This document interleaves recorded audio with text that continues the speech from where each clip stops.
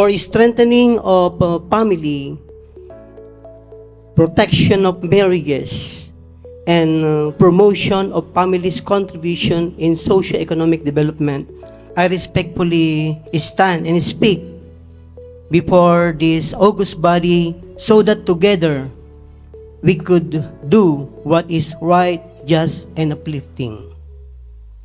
There are three main things that makes any woman happy and fulfilled. The first is to be married with the one she loves. Second is to be a mother, since motherhood is the apex of womanhood.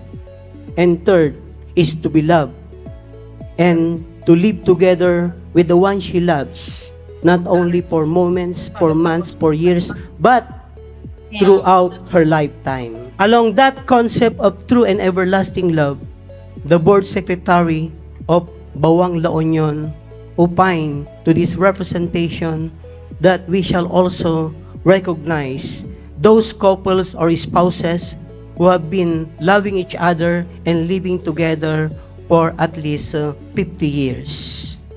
Imbaga na, basit damot laeng, and that program entails very minimal funding or appropriation. Initially, I did not give serious regard to that matter, not being urgent, without discarding it because it is a proposal from a loyal friend who is a doctorate of law.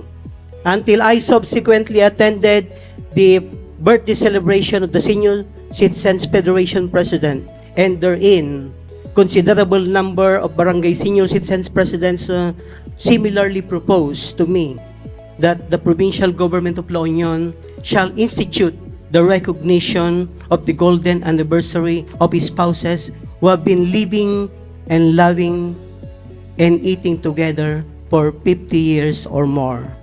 Similarly, they say, man manu damot laeng. Kanhan damot ngal almanen, ti dakkel nga insentibo. They just want to serve as models to other spouses in the city as well as in the province of La Union and other localities.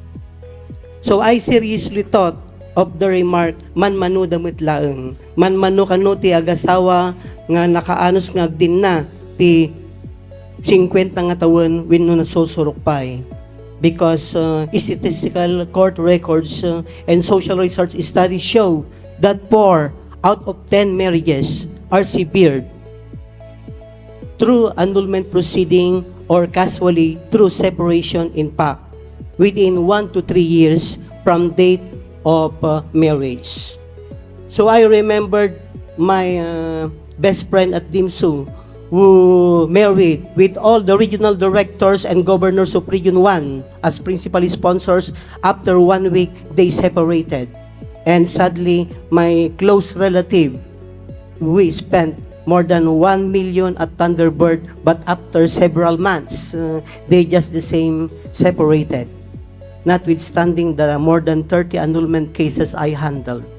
Those facts lead to the conclusion that the wisdom, empirical knowledge, and the propositions of senior citizens and elders on marital and family life cannot be wrong, and therefore deserves the highest respect, credence, and gratification.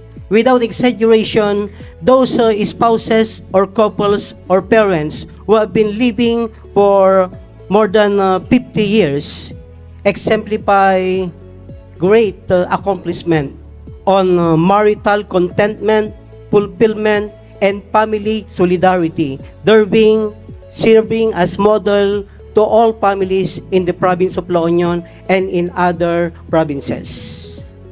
Towards that end, our very own 1987 Constitution under Article 2, Section 12, and Article 15, Section 1, 2, and 3 mandates the state or the government to recognize the sanctity of family life and shall strengthen its solidarity and total development as the foundation of the nation and as a basic social institution, with marriage as inviolable social institution which public policy cherishes and protect, and indeed the foundation of every family. Together with responsible parenthood and assistance to children, proper care and nutrition, and special protection from cruelty, abuse, neglect, exploitation, and other conditions prejudicial to their welfare, as well as the promotion of the active participation of family and family associations, including PTCAs, in the planning and implementation of programs and projects responsive to the welfare of family and its strengthening as a basic social institution, including what was stated a while ago by Board Member Sibuma, youth empowerment anchored on integrity, passion, and innovation, because without empowered youth, this nation could hardly attain socio-economic success. This representation, therefore, Your Honor, though it is somewhat ordinary as may be perceived by some, but I consider it as a very significant and a vital human resource development program, because the growth, development, and success of every nation mainly depends on our families. Families which are responsible, civic-minded, law-abiding, and God-fearing. So I propose, Your Honor, for consideration and approval on first reading the passage of PGLU Ordinance recognizing female 50 years of enduring marital unions abounding in love everlasting, with PGLU Gems, PGLU Golden Anniversary awarding of exemplary model spouses in the province of La Union.